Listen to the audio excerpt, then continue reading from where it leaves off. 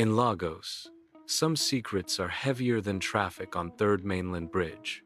You can try to hide them, but just like the floodwater in Lekki after rain, they always find a way to rise. Linda sat on the edge of her bed, the air conditioner humming softly while her heart raced louder than any generator on the street outside. In her hand, she held a white stick, a pregnancy test.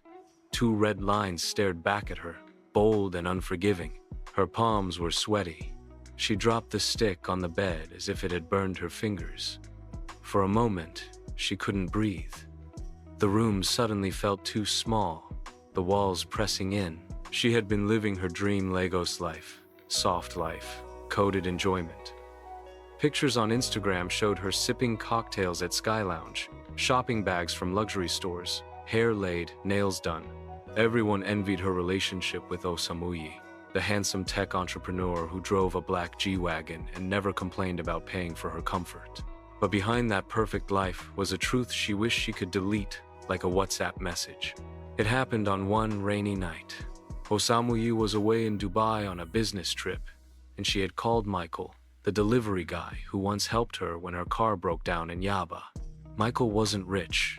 He didn't have flashy clothes or a luxury car, but he was kind, attentive, and made her laugh when she felt lonely.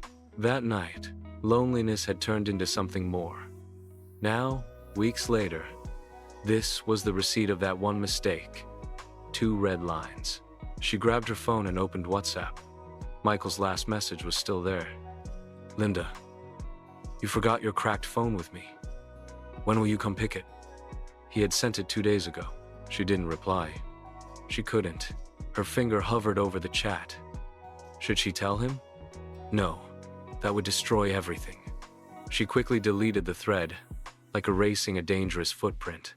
"This must be Osamuyi's baby," she whispered to herself, rocking back and forth on the bed. "It has to be his. I will make it his." The next day, Linda tried to act normal. She put on her favorite silk blouse, sprayed expensive perfume, and applied flawless makeup. By evening, Osamuyi's flight landed at Murtala Mohammed Airport, and she was waiting for him. The G-Wagon pulled up outside her Lekki apartment, shining under the streetlights. Osamuyi stepped out, tall and confident, wearing a white caftan that looked freshly pressed. His face lit up when he saw her. "Linda," he said, dropping his luggage and pulling her into a hug. "I missed you." She buried her face in his chest, inhaling the scent of his cologne. Her throat tightened. She wanted to cry, but she forced a smile. "I missed you too," she whispered. Osamuyi held her shoulders and looked into her eyes. "You look different. Glow somehow. I can't explain." Her heart skipped. Was it that obvious already? She laughed nervously, brushing her hair back. "It's just makeup." He kissed her forehead and reached for his bag. "I bought you something." From the luggage, he brought out a small jewelry box. Inside was a delicate gold bracelet, sparkling under the light. Linda's chest tightened again. This man was too good, too kind. And here she was, hiding the ugliest truth. She slipped the bracelet onto her wrist. "It's beautiful, honey. Thank you." He smiled, watching her. "Anything for my queen." Later that night, after dinner, they sat on the balcony overlooking Lekki traffic. The sound of honking cars mixed with the smell of roasted corn from a nearby roadside vendor. Lagos was alive as always, restless and noisy. Osamuyi leaned forward in his chair and said, "Linda, I was thinking, maybe it's time we started talking about family. We're not kids anymore." Her heart almost stopped. She gripped the chair arm tightly. "Family?" she repeated, forcing a smile. "Yes," Osamuyi said, eyes twinkling. "Marriage, children, our future." Linda's stomach churned. The test result flashed in her mind. She wanted to shout the truth, to confess, but fear tied her tongue. Instead, she placed her hand on his gently and nodded. "Soon," she said softly. "Very soon." Inside her head, a storm was raging. She had to secure this. Osamuyi must believe the baby was his, no matter what. That night, She lay beside him in bed, wide awake. Osamuyi relaxed peacefully, his arm draped over her waist. She stared at the ceiling, her mind running wild. What if someone found out? What if Michael discovered the truth? What if the dates didn't add up? No. She couldn't let that happen. She picked up her phone from the nightstand and opened the calendar app. She began scrolling back, adjusting dates, counting weeks, calculating carefully.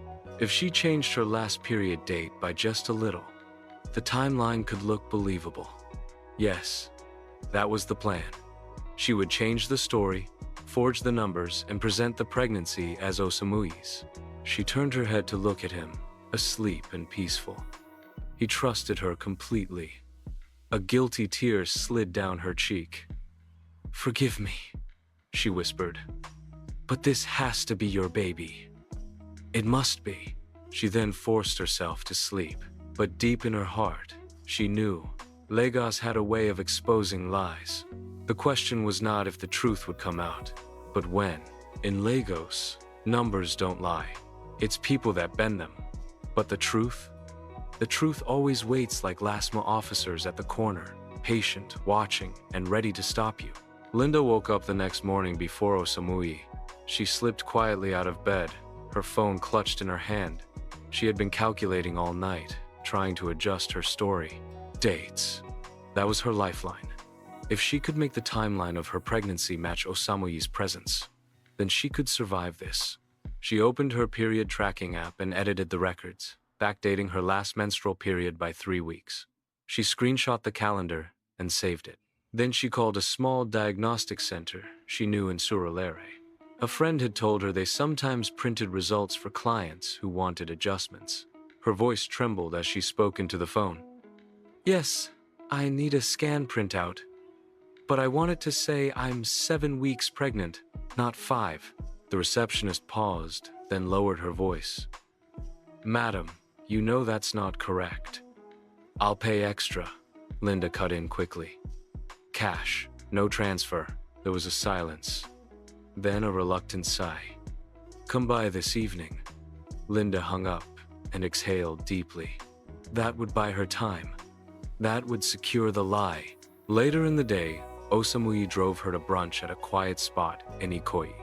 He was cheerful, talking about his new project in Dubai and how the business was expanding. His hand rested warmly on hers across the table. "Linda," he said, smiling, "I feel like this year is our year. With the baby coming, I want us to plan well. Move into a bigger place, maybe even start looking at houses on Banana Island." She forced a laugh. "Banana Island? That's expensive, oh." Osamuyi grinned, squeezing her hand. "Nothing is too expensive for my family." Her chest tightened. Family. The word stabbed her like a knife. She sipped her juice quickly to hide her shaking hands. That evening, she went to the diagnostic center in Surulere. The waiting room smelled faintly of disinfectant and fried akara from the street outside. She filled out a fake form with the adjusted dates, handed it over, and an hour later walked out with a scan result showing exactly what she wanted. 7 weeks pregnant. She smiled to herself as she tucked the paper into her handbag. Lagos was a city of connections. Anything could be arranged if you had money and courage. When she returned to Lekki, Osamuyi was waiting for her in the living room, laptop open on the coffee table. He looked up, smiling. "How was the hospital?" he asked. "Fine," she replied quickly, pulling the folded paper from her bag. "They gave me the first scan." He took it eagerly, studying the black and white image with shining eyes. "Wow, this is amazing. That's our child, Linda." Her throat tightened as she nodded, forcing a smile. "Yes, our child." But not everyone was so easy to convince. The next Sunday, Osamuyi invited Linda to a family lunch at his uncle's house in Victoria Island. The house was filled with laughter, clinking cutlery, and the smell of jollof rice. Linda tried to act cheerful, greeting relatives and smiling at jokes, but inside she was restless. At some point, Osamuyi's cousin, the lady on green, Dr. Juliet, a pediatrician known for her sharp mind, asked casually, "So, Linda, How far gone are you now? Linda smiled, placing her hand on her belly. About 7 weeks. Ah, congrats, Juliet said warmly. Which hospital are you using? Linda mentioned the diagnostic center. Juliet's smile faltered slightly. Interesting. That hospital changed their report style last year. But your scan still uses the old format. Linda froze for half a second, then quickly forced a laugh. Maybe they still had old paper left. You know how it is in Lagos? Juliet nodded slowly, her sharp eyes still fixed on Linda. Maybe. On their way home, Osamuyi was still cheerful, holding her hand as he drove. Juliet is always suspicious. Don't mind her. She checks everything with a microscope. Linda forced a smile. It's okay. But inside, her heart was pounding. Had Juliet already seen through her lie? Meanwhile, in another part of Lagos, Michael was at his small kiosk in Yaba, repairing a customer's phone. His shirt was damp with sweat from the heat, but his hands moved skillfully as he fixed a cracked screen. During a break, he picked up his phone and scrolled through his chats. His eyes lingered on Linda's name. No reply. Still nothing. He frowned, typing another message. Linda, it's been long. Hope you're okay? You still didn't pick up the phone you left here. He stared at the screen, waiting. The message delivered. No blue ticks. He sighed, shaking his head. Rich men, he muttered under his breath. Once they enter their life, you don't matter again. He didn't know how wrong and how right he was at the same time. Later that night, Linda sat in her room, staring at her reflection in the mirror. Her phone buzzed with Michael's new message, but she ignored it. She scrolled past his chat, blocked his number, and whispered to herself, he can never find out. He must never know. But she didn't know that in Lagos, walls have ears, and secrets travel faster than Danfo buses. The next morning, Linda woke up to see a new message on her phone, but not from Michael. This one was from Dr. Juliet, Osamuyi's cousin. It read, Linda, please call me when you're free. I want to discuss something about your scan. Her hand trembled as she read the message. Her carefully built lie was already cracking. Lies move fast, but truth moves faster. You can spray perfume on a rotten egg, but the smell will always find its way out. Linda stared at her phone for a long time, reading and rereading the message from Dr. Juliet. Linda, please call me when you're free. I want to discuss something about your scan. Her heart hammered against her chest. Why would Juliet text her directly? Did she already know? She quickly deleted the message before Osamuyi could see it. She told herself, maybe she just wants to advise me on pregnancy things. Nothing serious. But deep down, she felt the ground under her beginning to shake. Later that week, Linda reluctantly met Juliet at a quiet cafe in Victoria Island. Juliet arrived in her work clothes, stethoscope still hanging from her neck, her sharp eyes scanning Linda the way a doctor studies a patient chart. Linda, Juliet began, leaning forward. Congratulations again. But I want to ask you something. Are you sure about this hospital you used? Linda forced a smile. Yes, why not? Juliet tapped her phone and showed a sample scan from the same hospital. Look, this is the format they've been using for months. Your scan doesn't match. The fonts are old. Even the stamp is outdated. I'm worried, that's all. Linda's palms grew sweaty. She laughed nervously. Maybe the hospital mixed up paper. Lagos hospitals can be careless sometimes. Juliet's gaze didn't shift. Careless, yes. But forged? I don't think so. Just make sure you're telling my cousin the truth. Osamuyi is a good man. He doesn't deserve surprises. The words stung like acid. Linda grabbed her bag and stood quickly. I don't like what you're implying, Juliet. I'm carrying Osamuyi's baby. That's the truth. Juliet didn't argue. She just sighed and said, okay, I'll believe you. But remember, dates don't lie. When Linda got back home, she tried to shake off the encounter. She cooked dinner for Osamuyi, laughed at his jokes, and pretended everything was normal. But inside, her fear grew. Osamuyi, as usual, was full of plans. He talked about traveling to Abuja for a conference, about possibly buying land in Banana Island, about setting up a nursery in his apartment. At one point, he looked at her with his calm eyes and said, "Linda, I can't wait to see my child." Her chest clenched. She forced a smile and nodded. "Me too." But that night, lying in bed, she couldn't sleep. She kept hearing Juliet's voice in her head. Dates don't lie. Meanwhile, on the mainland, Michael was still living his quiet life. He had given up on waiting for Linda's reply, but something in his heart wouldn't let her go. Months later, one hot afternoon, he was riding through Yaba traffic on his bike when he saw something that made him hit the brakes. There, across the street, was Linda, pregnant. She was coming out of a small clinic, her baby bump already visible under her loose gown. Michael froze. His mind raced. Pregnant? How? And why didn't she tell him? He parked the bike and waved. "Linda!" She turned, saw him, and immediately pretended not to. She crossed the street quickly and entered a waiting Uber, refusing to look back. Michael stood there in shock, watching the car drive off. His head spun with questions. Could it be his? Or was it that rich boyfriend she always mentioned? That evening, Linda's phone buzzed with a new message. It was from Michael. "Linda, I saw you today. You're pregnant? Why didn't you tell me?" Her fingers shook as she typed back. "Michael, please, don't ever message me about this again.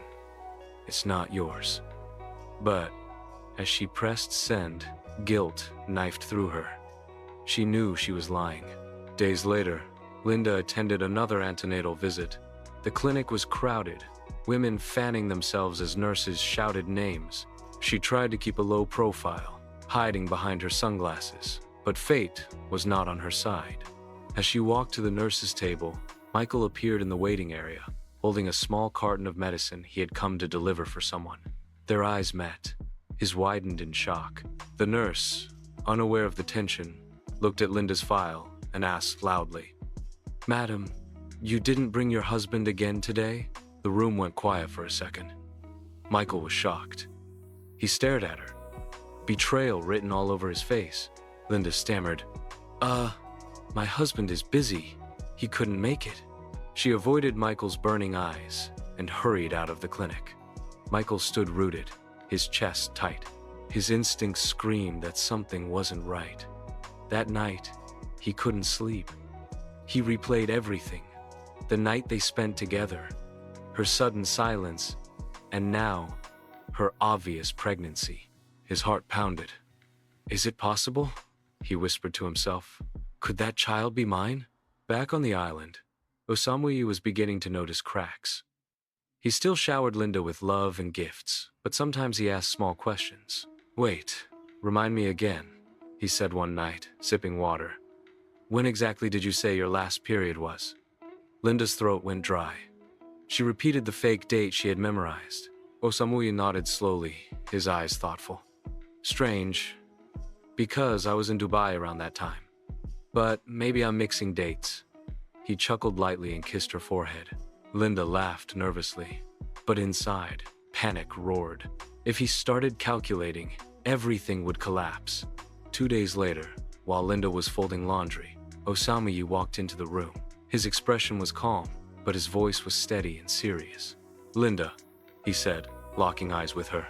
"After the baby is born, we will do a DNA test, before I sign anything." Her hands froze mid-air. The clothes slipped from her fingers. The storm she had been running from had finally caught up with her. In Lagos, secrets don't stay locked forever. No matter how carefully you hide them, one careless crack, one sharp eye, and the truth will crawl out like smoke under a closed door. Linda sat frozen in the middle of the bedroom, staring at Osamuyi as though she had seen a ghost. His eyes were sharp and unblinking. "DNA test?" she whispered, her throat dry. "Yes," Osamuyi replied calmly. "It's not negotiable. Too many stories flying around Lagos about men raising children that are not theirs. I will not be counted among them." He dropped the phone on the dresser and added, Don't take it the wrong way, Linda. I trust you, but I also trust science. DNA doesn't lie. Linda forced a shaky smile. Of course. Anything you want, I don't mind. But inside, she felt her stomach twist like a knot. That night, she couldn't sleep. Panic clawing at her chest, confusion clouding her mind. The DNA test would expose everything. Her careful lies, her forged scan, her calculated dates, all of it would crumble in seconds. She thought of Michael. Poor, struggling Michael who didn't even know the truth. If Osamuyi found out, he would throw her out, disgrace her, maybe even ruin her reputation. She had worked too hard to climb into this world of soft couches, gated estates, and driver-driven SUVs. She couldn't go back. She wouldn't. The next morning, Linda decided to act fast. She visited a small hospital in Surulere, the kind of place where arrangements could be made if the envelope was heavy enough. She asked one of the lab attendants about DNA tests. The young man glanced around nervously and whispered, "Madam, if it's a normal test, we can do it. But if you want the results adjusted, that will cost extra." Linda's pulse quickened. She leaned closer. "How much?" The man scratched his chin. "Depends. For small alteration, maybe 300K. But if you want full clean job, 1 million. 1 million? Linda gasped. The man shrugged. Truth is not cheap. Linda left the hospital restless. 1 million was too much. Osamuyi might notice money missing if she touched his accounts. She needed another plan. So she left the hospital. Meanwhile, Michael couldn't shake off what he saw at the clinic. He replayed it in his head 100 times. Linda's swollen belly, her nervous avoidance, the nurse asking about her husband. That evening, he sat in his small apartment in Yaba, staring at a photo of him and Linda from happier times. His chest ached. He typed a long message but deleted it. Then he tried to call. But she didn't pick. Finally, he whispered to himself, "If that baby is mine, I deserve to know. I can't just sit and watch." On the island, Osamuyi's sister Juliet was also restless. Something about Linda's scan still bothered her. She decided to dig deeper. Through one of her doctor colleagues, she confirmed her suspicion. The hospital Linda claimed to have used hadn't used that stamp design in years. Juliet's heart sank. So she lied. She wanted to confront Linda immediately, but she held herself. Instead, she called Osamuyi. "Osamuyi, I need to talk to you. It's about Linda." But Osamuyi laughed it off. "Juliet, leave her alone. You're always suspicious. Don't worry. Once the baby is born, DNA will clear everything." Juliet bit her lip. She could hear the finality in his voice. "Okay," she said quietly. "But don't say I didn't warn you." Days turned into weeks. Linda wore her brightest smiles, cooked her tastiest dishes, and tried to act like everything was fine. But every time Osamuyi mentioned the word DNA, her palms went clammy. One evening, while Osamuyi was away on a business trip, Linda made a desperate move. She went to Michael's apartment.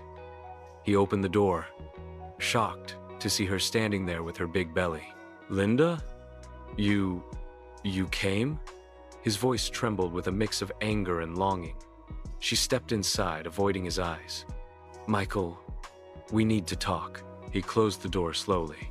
"Yes, we do. Why didn't you tell me you're pregnant?" Her lips quivered.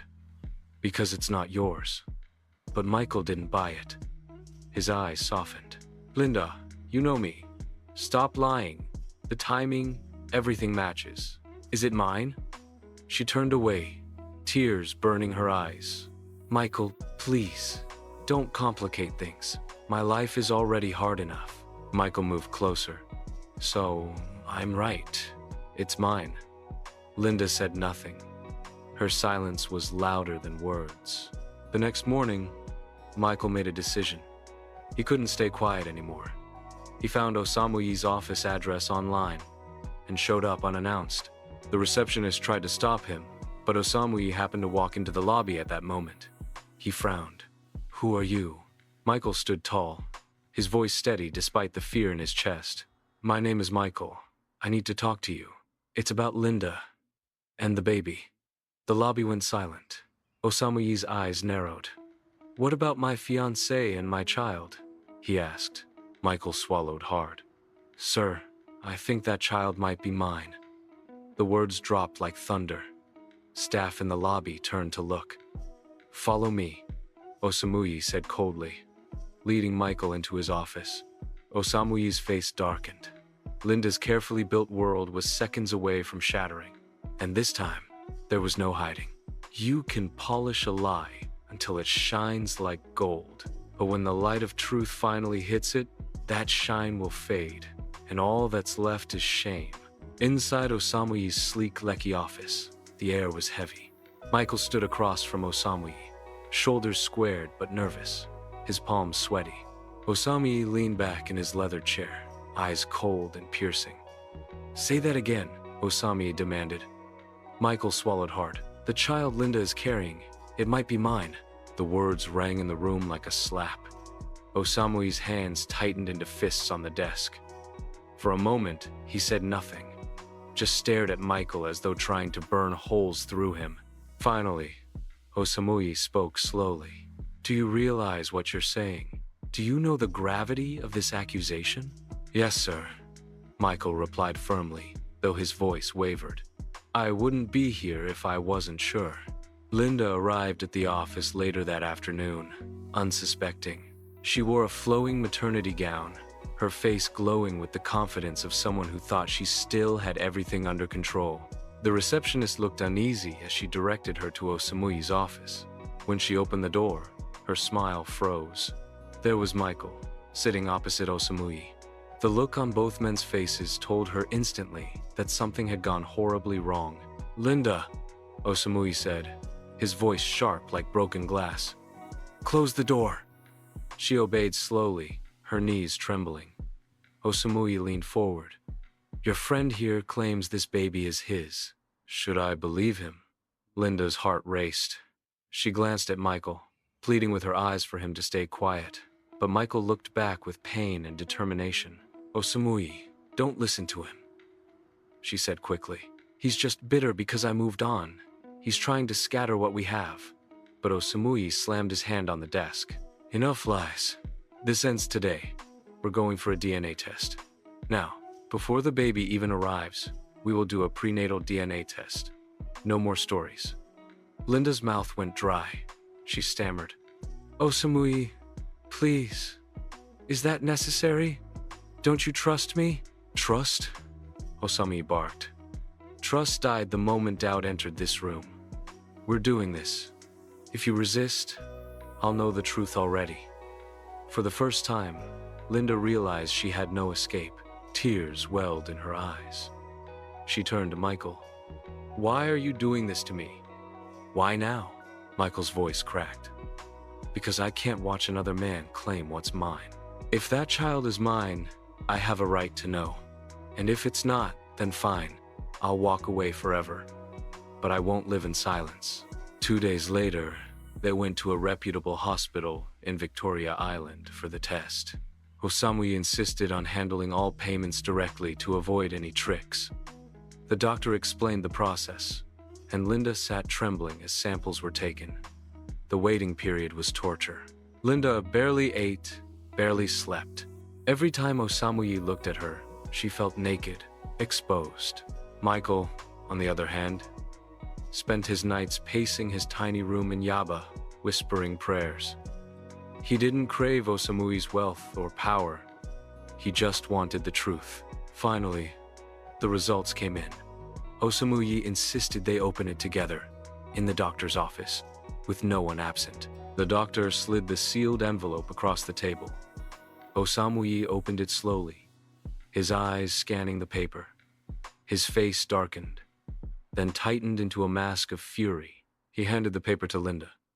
Read it yourself. Her hands shook as she read the words that destroyed everything. Probability of paternity, 0%. The child was not Osamuyi's. Linda's world collapsed in that instant. She felt as though the ground had swallowed her whole. Tears spilled down her face, but no words came out. Michael sat frozen, torn between relief and sorrow. His suspicion was confirmed, but so was his fear. He was about to become a father under the worst possible circumstances. Osamuyi's brows furrowed deeply, his voice cold and controlled. "Linda, I gave you everything. My love, my trust, my future, and this is what you gave me in return? Lies." He turned to Michael. "And you, whether you planned this or not, I don't care. But one thing is certain. You and Linda will never see the inside of my house again." Michael lowered his eyes. "I didn't plan this, sir. I just wanted the truth." "Take your truth and go," Osamuyi snapped. He looked at Linda one last time, his voice breaking. "You disgust me. Leave my life. Today." Linda tried to reach for him, sobbing. "Osamuyi, please. I was scared. I didn't want to lose you. I didn't know how to tell you. Please forgive me." But Osamuyi's face was like stone. "Forgive. Some wounds don't heal. Get out." The guards escorted her out of the hospital compound. She cried, begging, but Osamuyi didn't look back. Weeks later, Linda gave birth in a public hospital, far from the luxury she once enjoyed. Michael was by her side, though his heart was heavy. He loved her once, but trust was gone, shattered beyond repair. He chose to take responsibility for his child, but the warmth between them never returned. As for Osamuyi, he buried himself in work. He moved on, scarred but wiser, determined never to fall blindly again. And that is how Linda lost everything. Not because life was unfair, but because she could not master herself. One night of weakness grew into betrayal, shame, and loss. Moral of the story: temptation always comes quietly, but a single careless choice can destroy years of trust and love. Be faithful. Be disciplined.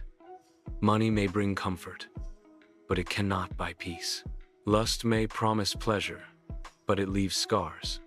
Only truth and self-control can build a love that lasts. A single night of weakness can steal a lifetime of peace. Thanks for tuning in. If you enjoyed this story, don't forget to hit the subscribe button for more powerful tales like this. Give this video a thumbs up and share your thoughts in the comments below.